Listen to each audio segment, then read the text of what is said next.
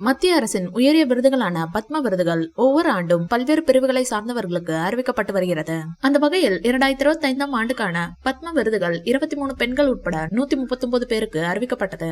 பத்மபூஷன் விருதை பொறுத்தவரை கலைத்துறையில் நடிகர் அஜித் சாருக்கு விருது அறிவிக்கப்பட்டுள்ளது. இந்த பெருமை மிகு விருது அஜித்துக்கு வழங்கப்பட உள்ளது அவரது ரசிகர்களை பெரும் மகிழ்ச்சியில் ஆழ்த்தி இருக்கிறது. தனக்கு பத்ம விருதுகள் அறிவிக்கப்பட்டதை அடுத்து அஜித் சார் அறிக்கை ஒன்றையும் வெளியிட்டிருந்தார்.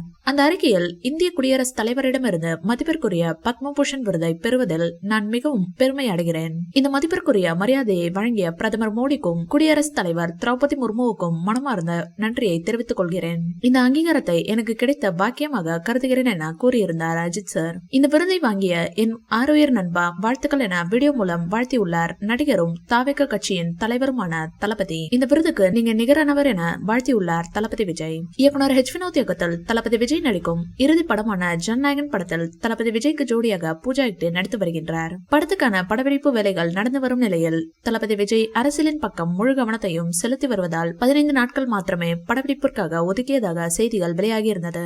கேவிஎன் தயாரிப்பு நிறுவனம் தயாரித்துள்ளதுடன் அனிருத் இசையமைத்துள்ளார். படம் அடுத்த ஆண்டு தை மாதம் 9ஆம் தேதி பொங்கலை முன்னிட்டு வெளியாகும் என அறிவிக்கப்பட்டுள்ளது. இந்த வீடியோ பிடிச்சிருந்தா லைக் பண்ணுங்க, ஷேர் பண்ணுங்க. மேலும் விஜய் சார் பற்றிய தகவல்களுக்கு எங்க சேனலை சப்ஸ்கிரைப் பண்ணுங்க.